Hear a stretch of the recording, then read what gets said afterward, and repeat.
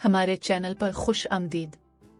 अगर आप हमारे इस चैनल पर पहली दफ़ा आए हैं तो सब्सक्राइब ज़रूर करें। मैं बाबूजी और माँ की इकलौती लड़की थी। वालिदैन गरीब थे लेकिन बड़े नाजों से उन्होंने मुझे पाला था। बाबूजी एक मामूली फैक्ट्री में मुलाजमत करते थे। वो जब शाम को घर आते तो मेरे लिए कुछ ना कुछ ज़रूर लेकर आते थे। यूं ही दिन रातों में ढलने लगे और मैंने लड़कपन में कदम रख दिया। जिंदगी में कोई गम नहीं था।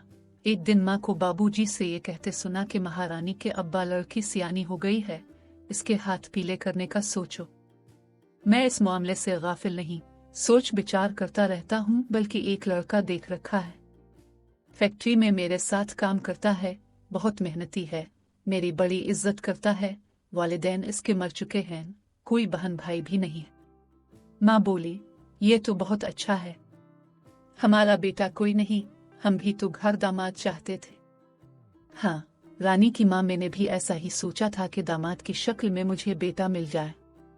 हम उससे माँ बाप का प्यार देंगे तो वो हमारी बेटी को खुश रखेगा और इस तरह दोनों हमारी नजरों के सामने रहेंगे। माँ के कहने पर बाबूजी दूसरे ही दिन मुजीब को घर ले आए।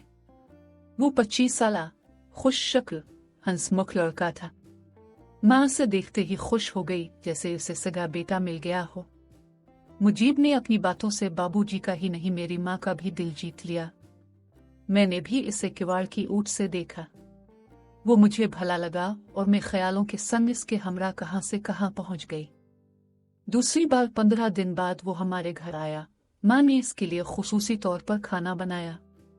बाबूजी ने साफ लफ्जों में उसे बता दिया कि बेटा, हम तेरे लिए ऐसा सोच रहे हैं, तुम्हारे माँ बाप नहीं हैं, इसीलिए तुमसे बात की है।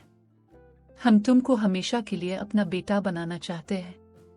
मेरे लिए इससे बढ़कर खुशी की और क्या बात होगी कि मुझको आप जैसे माँ बाप मिल जाएं। मैं 8 साल की उम्र से दर बदर की ठोकरें खा रहा हूँ। माँ और बाप दोनों तूफान की नजर हो गए थे, साथ ही घर बार और रिश्तेदार भी। तभी मैं जब अकेला रह गया तो गांव से ढाका चला आया, जब से मेहनत मजदूरी करके कमा और खा रहा हूँ। फिर बाबूजी ने घर के आंगन में एक और छोटा सा कमरा तैयार करवा दिया। सब बरादरी इकट्ठी हो गई तो हम दोनों का निकाह हुआ। बाबूजी ने मुझे एक कमरे से विदा करके दूसरे कमरे में पहुंचा दिया। बाबुल की चौखट भी मुझे पार न करना पड़ी और मैं दुल्हन बनकर सुहागन हो गई। मुजीब तो मुझे पाकर यूं मसरूर था जैसे कोई खजाना मिल गया हो। एक दिन कहने लगा, मेरे दिल की रानी, मैं कितना खुश नसीब हूँ। मैंने तो ये ख्वाब में भी ना सोचा था कि इतनी ढेर सारी मोहब्बत मेरे दामन में आ जाएगी। गरज जिंदगी के दिन यूं गुजर गए कि मुजीब की मोहब्बत में पता ही ना चला। मेरे शौहर की ख्वाहिश थी कि हम बच्चे की खुशी देखें, जबकि मैं अभी इस झमेले में पड़ने से घबराती थी। फिर एक दिन मैंने सुना बाबूजी माँ से कह रहे थे कि अब इस घर में छोटा सा बच्चा होना चाहिए जो हमसे लिपट सके। तब मैंने भी सोचा, वाकई हमारा ये छोटा सा घराना अभी अधूरा है। अब मैं नमाज पढ़कर दुआ करती कि खुदा मुझे बच्चे की खुशी दिखाए। दिल से दुआ मांगो तो जरूर कबूल होती है। मेरी दुआ भी जल्द कबूल हो गई।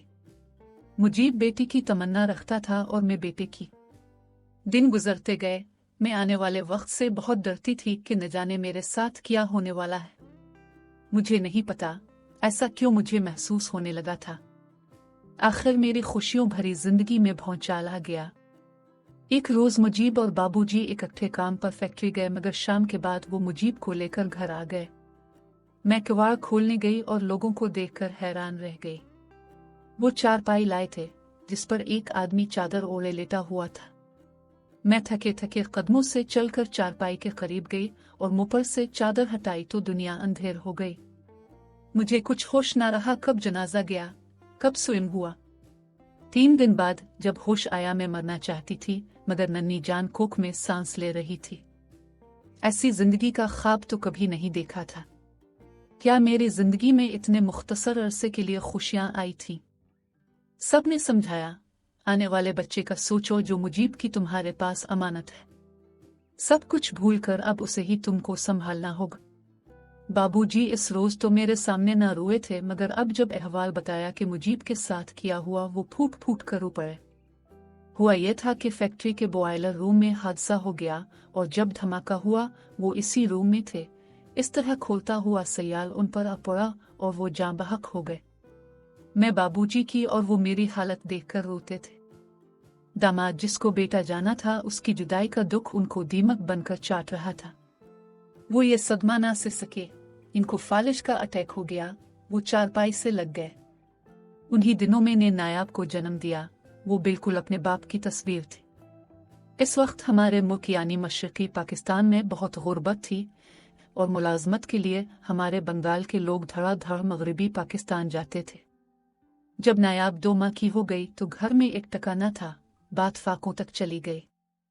आखिर मजबूर होकर मैं इसी फैक्ट्री में काम करने लगी जहां बाबूजी काम करते थे, ताकि घर का चूल्हा जल सके।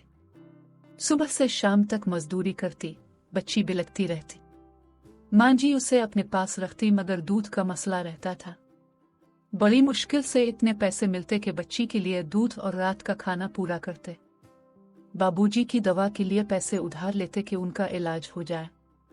कर्जा बढ़ता गया, फिर लोगों ने कर्जा देना बंद कर दिया। घर में फाके होने लगे। जिस आदमी से कर्ज लेकर हम बाबूजी का इलाज करवाते थे, उसने मजीद टके देने से इनकार कर दिया कि वापसी की उसे कोई उम्मीद न थी। इसने कहा, हाँ, एक आसान रास्ता है मेरे पास। एक आदमी मेरा वाकिफ है जो मर्दों और औरतों को पाकिस्तान लेकर जाता है और वहाँ अच्छी अच्छी नौकरियां दिलवा देता है। तब पाकिस्तानी रुपए की कीमत बांग्लादेशी टके से ज्यादा थी। मैंने बाबूजी से बात की कि वो आदमी कह रहा है कि पाकिस्तान में दुगने टके मिलते हैं। तुम्हारा कर्जा उतर जाएगा और तेरे बाबू का इलाज भी अच्छे अस्पताल में हो जाएगा। तुम वहां जाकर खुशहाल हो जाओगी। तब ये दुख भरे दिन खत्म हो जाएंगे। 1 साल बाद तुम ढाका का चक्कर लगा जाया करना। बाबूजी का दिल राजी नहीं था। वो कहते थे, हालात कैसे भी रहें, मगर तुम हमारी नजरों से इतनी दूर मत जाओ। लेकिन माँ जी ने सोचा कि फाकों की नौबत आ गई है, ये पेशकश अच्छी है। आखिर और औरतें भी तो जा रही हैं, ये अकेली तो नहीं होगी। महल्ले से भी कुछ मर्द और औरतें जा रही थीं। माँ का ख्याल था कि उनके संग जाएगी तो वहाँ खुद को तन्हा महसूस नहीं करेगी, मगर बाबूजी तो किसी तौर राजी नहीं हुए थे। बड़ी मुश्किल से माँ ने उनको राजी किया। तभी इस आदमी से मैंने बात की कि पहले बाबूजी का इलाज करवाओ ताकि ये कुछ चल फिर सके, फिर मैं मगरबी पाकिस्तान जाऊंगी। इस शख्स ने मेरे वालिद का इलाज अच्छे अस्पताल में करवाया और उनको कुछ दिन बाकायदा अस्पताल में रखा। इलाज पर उसने काफी पैसा खर्च किया। खुदा का शुक्र कि मेरे बाबू अपने पैरों से चलने लगे, ताहम वो ज्यादा नहीं चल सकते थे। जब दूसरा काफिला जाने को तैयार हुआ तो मैं भी इसमें शामिल हो गई। नायाब मेरे साथ थी, तभी दिल को सुकून था, लेकिन मुझे विदा कहते वक्त मेरे वालिदैन को सुकून नहीं था। हम लोग मुश्किलात से गुजर कर भारत पहुंचे और वहां से पाकिस्तान में दाखिल हुए, एक अलग दास्तान है। जब कराची पहुंचे, जहां हमें रखा गया, वहां और भी बहुत से लोग ढाका से थे। सब बहुत परेशान और मजबूर हालत में थे। जो हमें मुलाजमत का झांसा देकर यहाँ लाए थे वो लालची लोग थे। वो हमको यहाँ फरोख्त करने को लाए थे। यहाँ आकर हम बहुत मजबूर हुए। अब हमारी क्या मजाल थी कि जुबान खोलते। हम सब इस आदमी के मकरूज थे जो हमको मुलाजमत दिलाने का कहकर लाया था। वो अब जिस तरह चाहता हमको इस्तेमाल करता। कुछ औरतें जो मेरे साथ आई थीं, इस शख्स ने उनको आते ही किसी के हाथ फरोख्त दिया था और कुछ को जो सूरत शक्ल से अच्छी थी कोठे पर बिठा दिया। मेरा सौदा 30,000 में एक आदमी के हाथ कर दिया। तब 30,000 बड़ी रकम थी। मुझे कहा गया कि तुम इस आदमी के घर नौकरी करोगी और ये तुमको 12,000 रुपए हर 3 माह बाद देगा। तुम उसके घर में दिन रात की मुलाजमा हो। मैं इस शख्स के हमरा चली गई। रास्ते भर सोचती रही, शुक्र है नौकरी तो जल्द मिल गई, लेकिन घर वालों से राब्ता कैसे करूंगी। इसी आदमी से बाबूजी को खत लिखकर भिजवा दूंगी। वो ये जानकर कितने खुश होंगे कि बेटी ने बेटा बनकर दिखाया है। मगर ये मेरी खुश फहमी थी। जब ये शख्स मुझे लेकर घर गया, वहां औरत नाम की कोई चीज ना थी। वो अकेला था। मैंने कहा, अब तो कह रहे थे मेरे बीवी बच्चे हैं और मुझे घर का काम काज करना होगा और 3 माह बाद 10,000 पगार मिल जाएगी, लेकिन यहाँ तो कोई नहीं है। किसकी बीवी? मेरी बीवी तो तुम होगी और रह गए बच्चे, तो ये तुम्हारी बच्ची मेरी बच्ची है। अब तुम आराम करो, मैं तुम्हारे लिए खाना लाता हूँ। वो खाना लाया, हमने खाया। अभी थोड़ी देर हुई थी कि दरवाजा बजा और एक आदमी आया। दोनों दूसरे कमरे में चले गए। वो आते ही कहने लगा, ले आए हो, अब मेरे हवाले करो। जो मुझे लाया था, उसने कहा, मैंने 30,000 में खरीदा है, तुम 35 दे दो और ले जाओ। बच्ची भी साथ है, ये बच्ची तेरा मुनाफा है, बड़ी होगी तो इसके पैसे खरे कर लेना। अभी बातें हो रही थी कि मैं समझ गई कि परदेस में उजड़ गई हूँ। मैं उर्दू ज़बान बस जरा जरा समझ पाती थी। रात का वक्त था। मैंने नायब को गिले लगाया और कुंडी खोलकर दबे कदमों जिधर मुँह आया चल पड़े। कुछ ही दूर गई थी कि पीछे पुलिस वाले लग गए और मुझे पकड़ लिया। पूछने लगे, कौन हो, कहाँ से आई हो? मैंने रू रू कर अपनी बिपता सुना दी कि अपने ही बंगाली भाई ने धोखा किया और मुझे यहाँ लाकर फरोख्त कर दिया। अब मैं बेसहारा हूँ, खुदारा मेरी मदद करें, मुझे पनाह चाहिए। मेरी किस्मत अच्छी थी, वो पुलिस वाले नेक इंसान थे। मुझे एक फलाही इदारे की खातून सरबराह के पास ले गए। उन्होंने मुझे बेसहारा औरतों के लिए बनाई गई पनाहगाह में रख लिया। यूं दरिंदों से बचकर इदारे की पनाह में दिन गुजारने लगी। मैंने सुकून का सांस लिया। यहाँ हमारा अच्छा ख्याल रखा जाता, मेरी बच्ची के लिए हर चीज मुझे मिल जाती।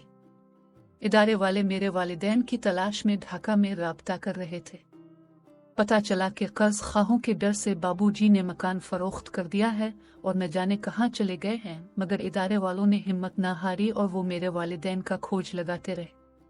सेंटर में मेरी ड्यूटी किचन में लगी थी ताकि मेरा जहन बटा रहे और मुझे 800 माहाना तनख्वाह भी मिलती थी ताकि मैं अपनी बच्ची की चीजें ले सीखूं और खुद को मोहताज महसूस न करूं। मेरा यहाँ रहने वाली औरतों और लड़कियों के साथ दिल लग गया, लेकिन वतन की याद और अपना घर, वालिदैन एक मिनट को ना भूलते थे। कई मौसम आए और गए। नायाब, जिसका नाम मैंने बाद में फरीदा रख लिया था, उसने 5 जमातें पास कर ली। एक दिन एक बच्ची मेरे सुपुर्द कर दी गई जो चंद घंटों की मेहमान थी। इसकी माँ जहनी बीमार थी और अपने हवासों में न थी। डॉक्टर ने कह दिया कि बच्ची ये रात बड़ी मुश्किल से गुजारेगी।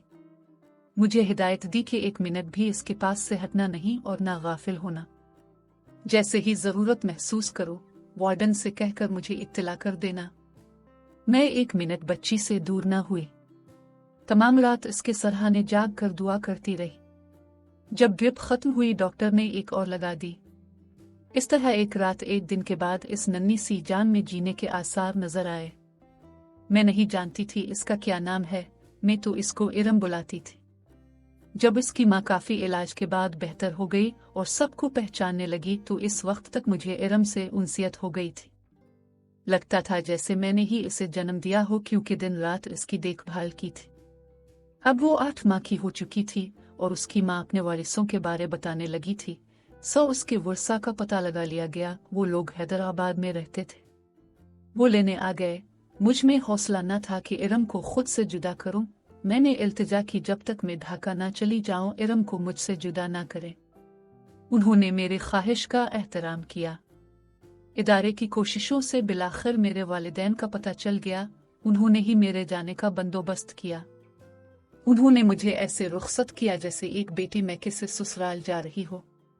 उन्होंने जहाज के टिकट के अलावा मुझे कुछ जूड़े भी बनवा कर दिए और कहा, अगर तुम्हारे वालिदैन तुम्हें कबूल ना करें तो आंखें बंद करके वापस चली आना। अपना घर तुम्हारे लिए सदा खुला रहेगा। मैं सोचती थी अगर अपना घर भी ना होता तो मुझ जैसी बेसहारा औरतें कहाँ जाती। हमारा मुकद्दर कोठा होता, हम दरिंदों की हवस का निशाना बनते। इसके बाद ये औरत जो मुझे फलाही इदारे में इस तरह मिली थी जैसे अपनी जिंदगी के दिन गिन रही हो और वतन वापस जाने की उम्मीद खो चुकी थी, इदारे की कोशिश से अपने घर चली गई। खुदा करे वो अपने वतन में खुश हो जो मशरकी पाकिस्तान से बांग्लादेश बन चुका है। नाजरीन, कहानी के मुतालिक अपनी राय जरूर दें। मिलते हैं अगली वीडियो में, तब तक के लिए खुदा हाफिज।